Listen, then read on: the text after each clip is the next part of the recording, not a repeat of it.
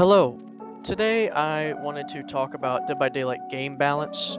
Given that there's a lot of strong opinions online throughout the community, I figured I would just share my own opinions in one specific topic. I wanted to talk about one of the most iconic killers in the roster, being the Trapper. He is, of course, the first in the roster, and I felt like he'd be an interesting uh, character to discuss in a hopefully narrow, specific discussion in this video.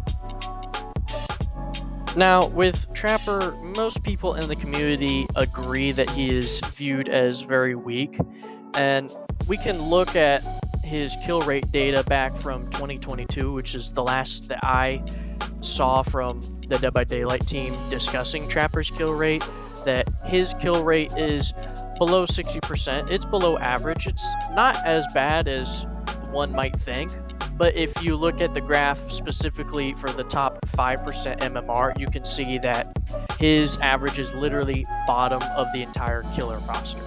Of course, this is a few years old at this point. Trapper has received a couple buffs since then, and there's been more killers added to the game. There's been perk balance change and various aspects of the game that have changed over time, so it could be different from now. Take this obviously with a grain of salt for 2025 gameplay. If we want more relevant data in recency, we can look at Nightlight's data, where for the past 2 months, Trapper has had a middling kind of mid-50s% kill rate, which is consistent with the data at least from 2022.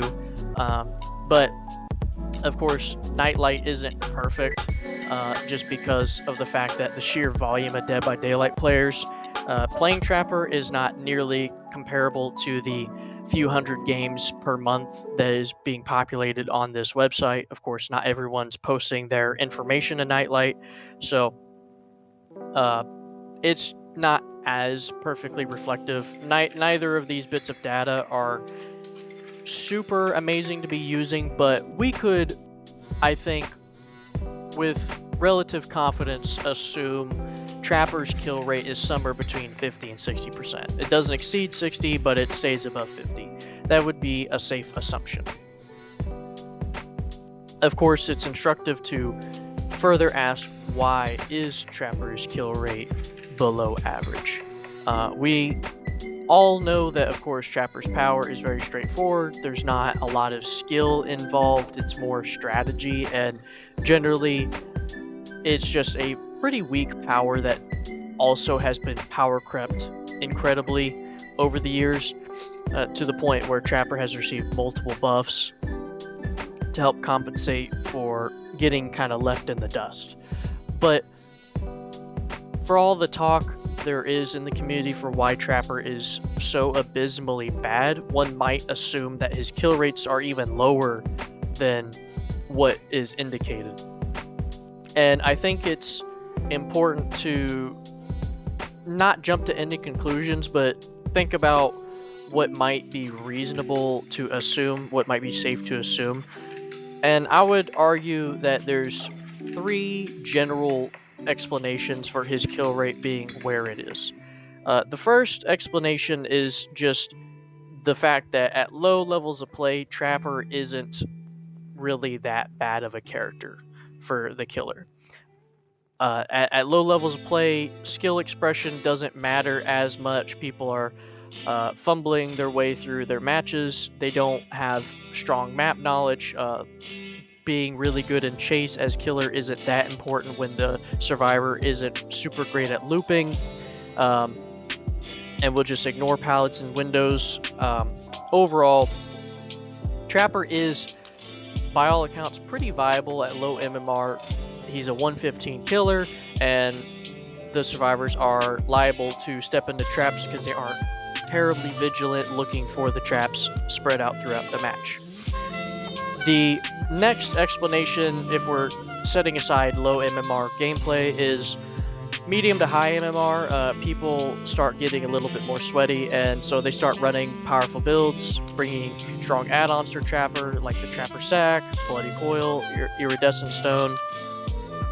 but also strong perks. Of course, trappers love bringing corrupt intervention to help bridge that really slow early game. Some trappers really like save the best for last, since they don't lose stacks when their obsession runs into traps and then they can pick them up out of the traps.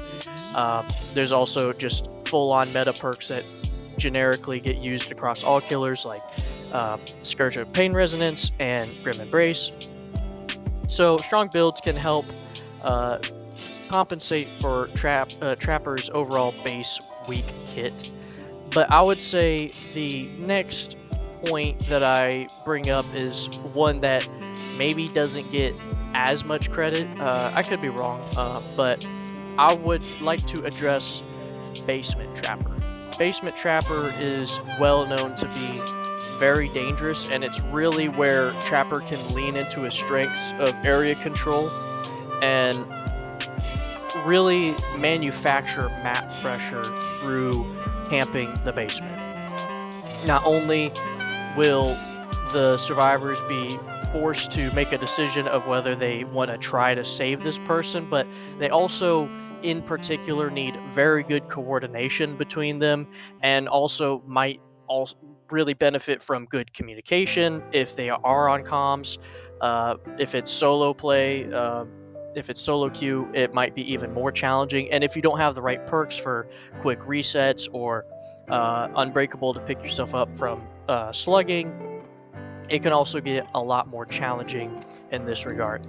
I would say Basement Trapper is really the point that I want to talk about at length today, because at higher levels of play, Basement Trapper is probably the most viable strategy for securing a couple kills at least in a game. It may not get you an actual win of 3 or 4 kills, but it might help solidify at least a 2-kill game consistently at higher levels of play.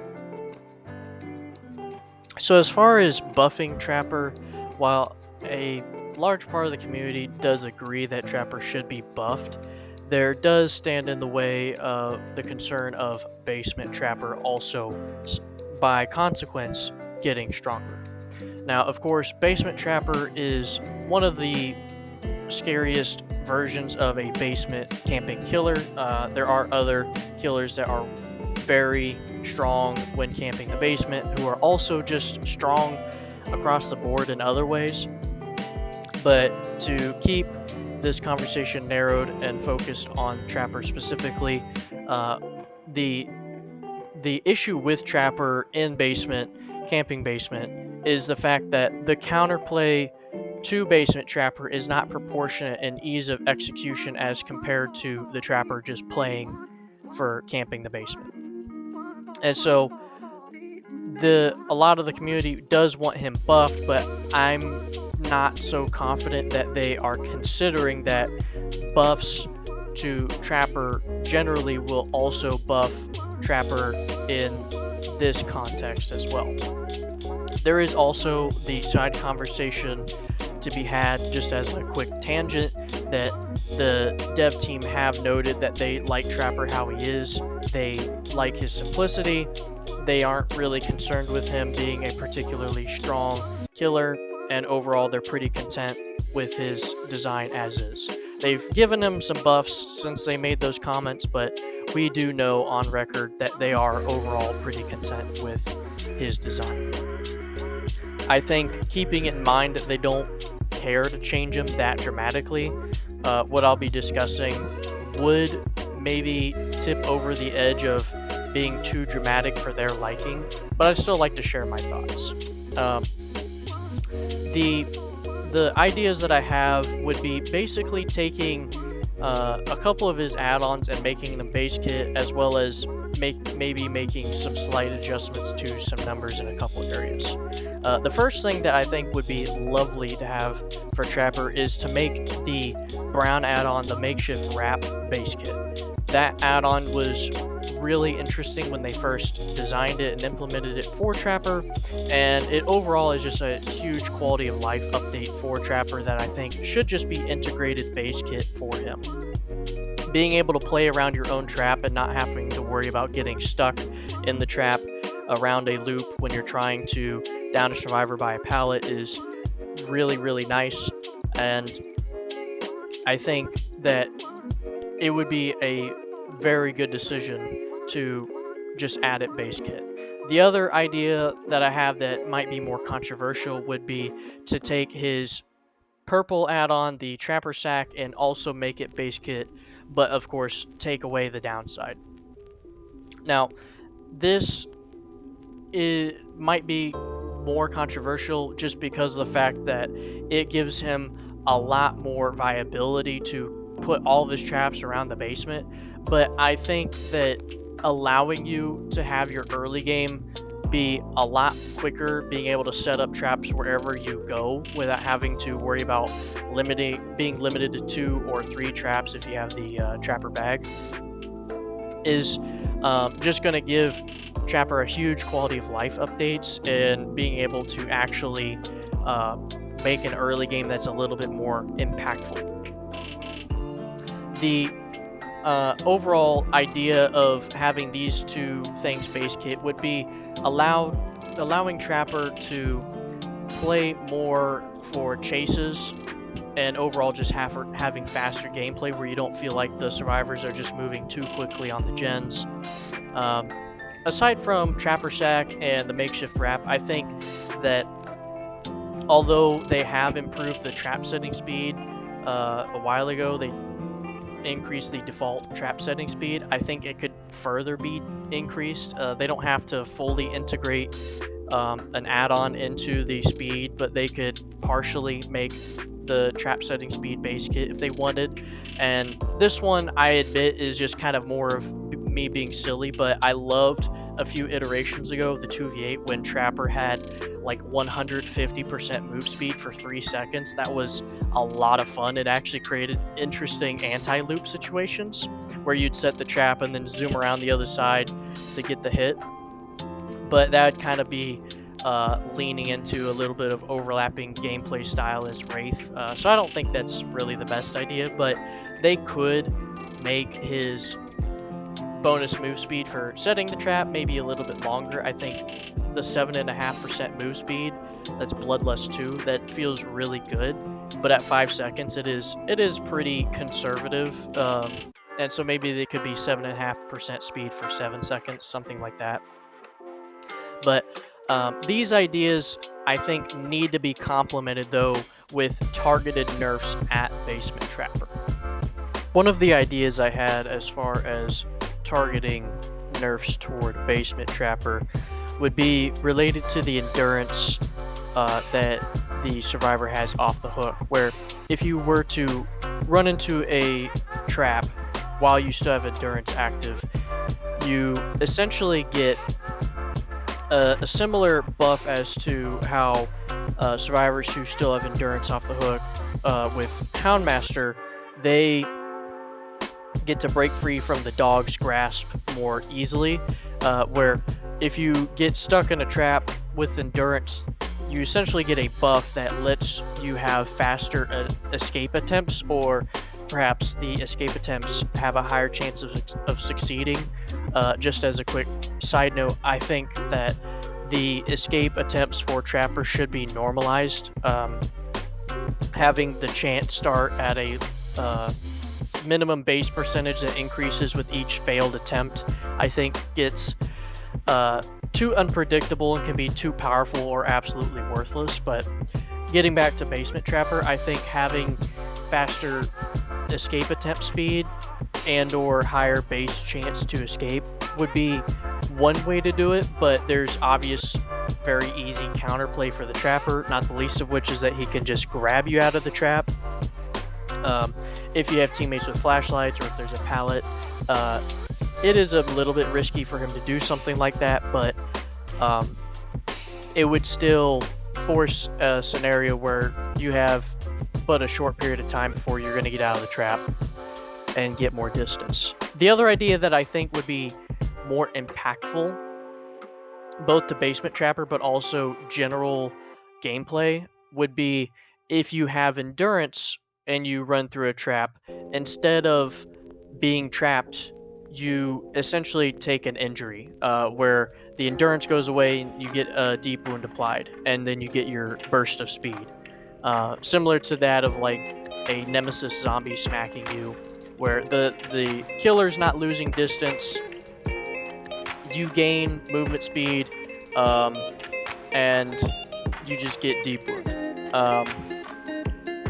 I think this idea would be more impactful, just because it would not only get the trap to be closed, but it would also get you separation from the basement, and your teammate, it would give them a free escape option as well,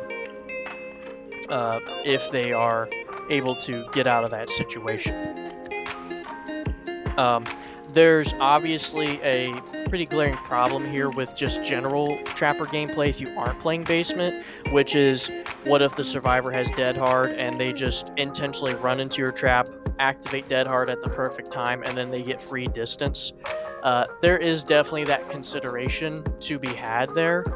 However, I think that with the other buffs that I mentioned previously, I would still take this iteration of Trapper over the current iteration of Trapper, where if somebody uses Dead Hard, they can get the burst of speed, or if they have Off the Record, they could lean into playing more aggressively, or if they get really cheeky, use a Styptic before they run into the trap to get more speed. There's definitely scenarios where this could be abused in other gameplay situations, but it would be, I would say, more rare. So these are just a couple ideas I had. Obviously, they're not perfect. There's definitely countermeasures that the killer can use to undermine them, but at the very least, this is just the start of a conversation and how to address the concerns of Basement Trapper, because in general, in my opinion, I find Basement Trapper to be very boring playing as Trapper, but also if I'm the survivor who's on looking from the distance, as I see the aura of my fellow survivor, hear them screaming, just knowing that as far as altruism is concerned, unless we don't execute on getting them out of basement properly, they're just doomed down there. And it's frustrating if you're the player who's just the sacrificial lamb stuck in the basement until they die. I think looking to engineer a problem and change the design to better the experience for people avoiding these situations with Basement Trapper would provide a niche overall benefit to healthier gameplay, and with the previous buffs mentioned, it would, at least on paper, make Trapper stronger.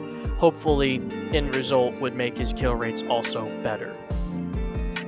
To kind of finish up this video, I fully acknowledge that both these ideas that I shared are definitely flawed. They are far from perfect, and they can create problems in their own right. But I also think that's kind of the satisfaction, the entertainment in brainstorming different ideas and just having a conversation about these things. Obviously, I'm not a game dev. I don't know all the intricacies and challenges of proper balance and programming all of this, but I thought it was just a fun exercise to go through. If you have your own personal ideas of how you would buff Trapper while also nerfing Basement Trapper specifically, I would love to see your comments down below this video. I think that's it for this one. Thank you so much for watching, and I will see you around.